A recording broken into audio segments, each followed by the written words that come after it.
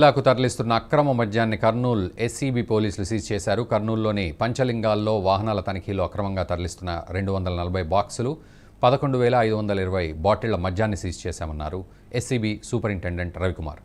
దాదాపు 14 లక్షల విలువైన మద్యాన్ని సీజ్ చేశారు. కడప జిల్లాకు చెందిన రింగుల భాష కీలక నిందితుడిగా ఉన్నట్టు తెలిపారు. గతంలో ఇతనిపై అక్రమ మద్యం, ఎర్రచందనం తరలింపు లాంటి కేసులు ఉన్నట్లు పేర్కొన్నారు.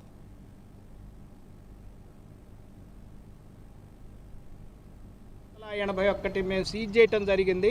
సుమారుగా 86 వెహికల్స్ని మేము సీజ్ చేయటం జరిగింది.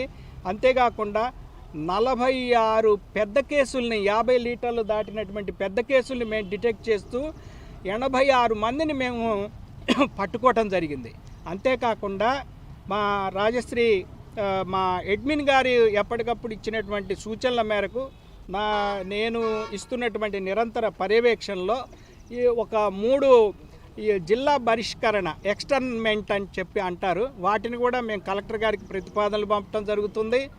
అంతేకాకుండా పీడీ యాక్ట్ కూడా ఒక 2 మీద ప్రపోజ్ చేయడం జరిగింది, అండర్ ప్రాసెస్లో ఉంది. ఇదంతా కూడా నిరంతరం మాకు రవిప్రకాష్ గారని మా కమిషనర్ గారు ఉన్నారు, వాళ్ళు ఎప్పుడు కూడా ఎప్పటికప్పుడు మేము వారి ఆదేశాల ప్రకారం సూచనల ప్రకారం మేము చేయటం జరుగుతుంది.